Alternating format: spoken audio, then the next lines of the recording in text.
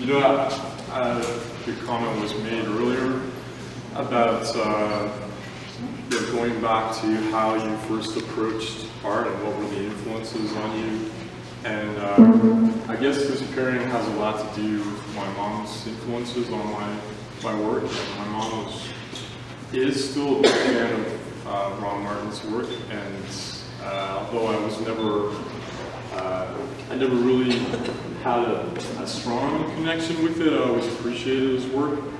And yeah, my mom was always a big fan of his paintings. So when I saw this piece, I guess it was an exhibition at Christopher Cutts in the mid-90s, and it kind of it spoke to me on a level that the other pieces of his didn't, I guess primarily because I do a lot of drywalling, and so, you know, I have a kind of connection to the kind of Zen experience of putting plaster on seams and putting up gyprock, and I did seem to have all that in it. This was kind of like, you know, what you experience as a drywaller when your brain starts to wander and you're thinking, yeah, there's something meditative and kind of Zen about putting plaster on the wall.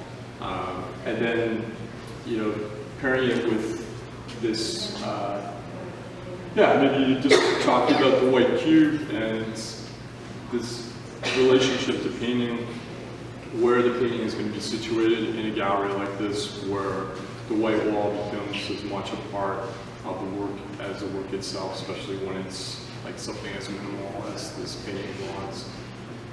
So I felt like it was a very subtle and reflective kind of body of work, and so I was quite excited to find that there was an example of it in the collection. And you know, I guess with my own work, this is like a very new piece. I'm actually just sort of playing around with this image. I've done several pictures, about 100 or so images of trucks now, and over the last 5-6 years. And you know, was just talking to Eric, maybe this had something to do with Charles Gagnol's photograph that I saw many years ago, again, one of my mom's favorite painters, photographers, and I think Charles had a really beautiful photograph, if I can remember, of just the side of a truck.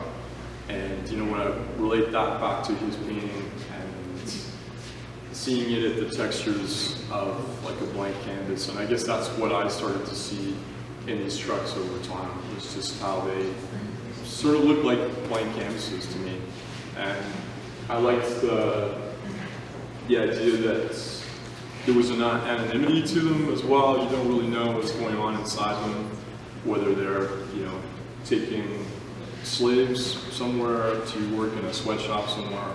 I mean, actually, the initial project started with that idea. I was sort of interested in these trucks that transport people around to various sweatshops in Toronto, and they usually have they're vans like this, but they have windows in them. But they're very hard to find, so I could never photograph them properly. And then it kind of morphed into just doing something maybe a little less political and more about modernism. And that, I guess I saw a relationship to like Robert Ryman's paintings and just this kind of contemplation of blank surface and you know, the subtleties that exist in that. So I guess, yeah, that's pretty much